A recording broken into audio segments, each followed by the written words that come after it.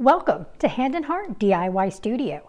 Today we'll be making tile magnets. Let's get into it. So we're going to start off with these calendars that I picked up from the Dollar Tree a couple of years ago, and I'm going to cut out the previews on the back. That is what we're going to be using for our magnets today, along with some E6000 and Mod Podge. You could also use school glue.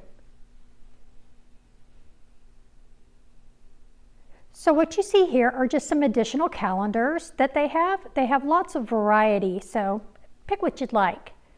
So now I'm going to go through here and I'm going to clean up the edges of these tiles where they are attached in the sheet. They have little rubber bumpers on the sides. So I'm just going to use my straight knife here and get them all cleaned up.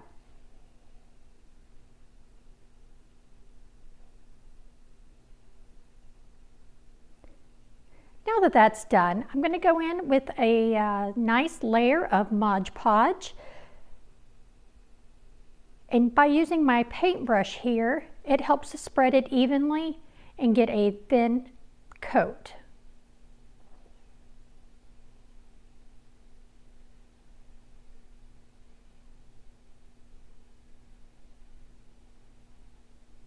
Now you're going to let this dry just a little bit until it's just tacky. And then we'll add our 2-inch squares from our calendar to them. Here I am just placing the paper down, making sure that it's even all the way around, and making sure we have good contact with that glue on the bottom.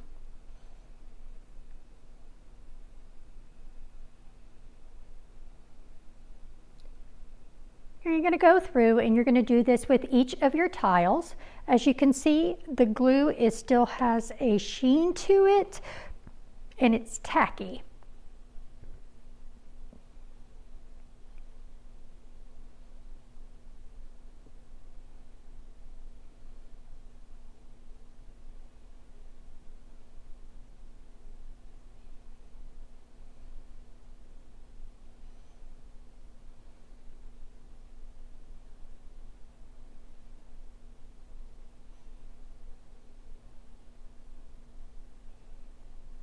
Now that I've got all the tiles done, I'm going to move on to the wooden ornament.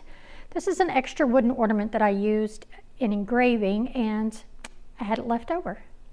Now I'm going to go through and just add another layer of Mod Podge on top. As a matter of fact, I think I do 4 or 5 layers of Mod Podge on top of all of these, but you're going to want to saturate your paper. You want to make sure that that glue is really good and layered on there.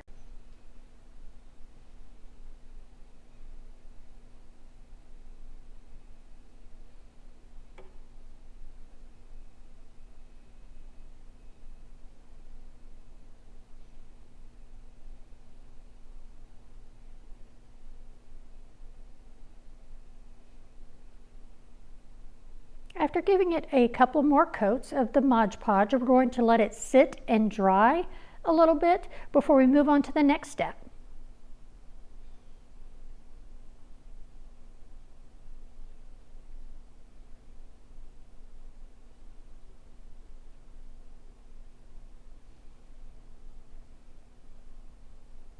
Now I did notice that the wooden ornament does take more glue. I do believe it is because it is more of a porous surface than the tile is. So now we wait. All right, now we're getting into the nitty-gritty. A little play on words to this file. Of course, you don't know exactly what grit these are, but a block sander works really good as well. But you're going to want to rub on the edges of this tile on all 4 sides. What this is going to do is it's going to separate the paper from the tile and make it a good clean edge all the way around. Once you've got them all sanded, you can go through with a Sharpie or some acrylic paints and paint your edges. You can even paint the backs if you choose. For the example here, I'm just doing a black Sharpie.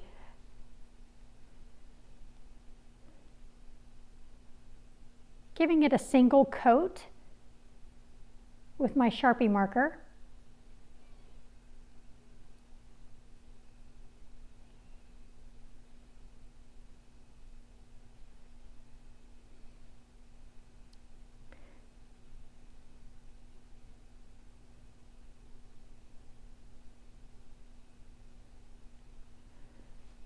Now that I've got them all done, I'm going to go around them again with some Mod Podge.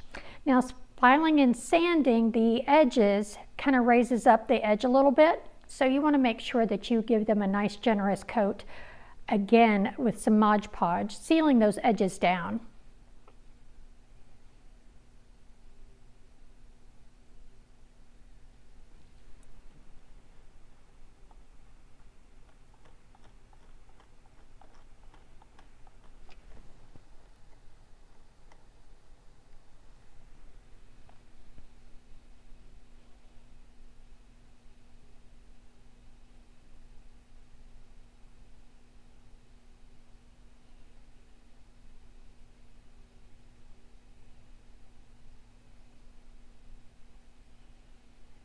Now that they're dry, we're going to go in with some E6000 glue and glue these magnets to the back.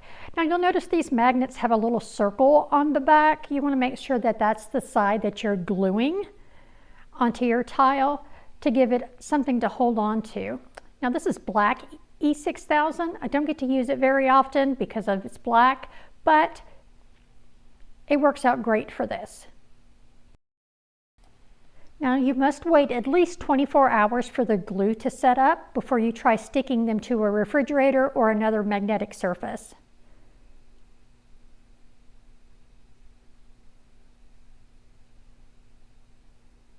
And here are the final products. I think they turned out very nice. You can use just about any type of paper that you'd like for these. They're very simple, very easy.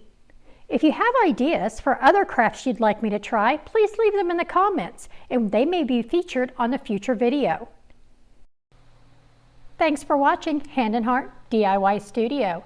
If you like what you see, please like, follow, and subscribe.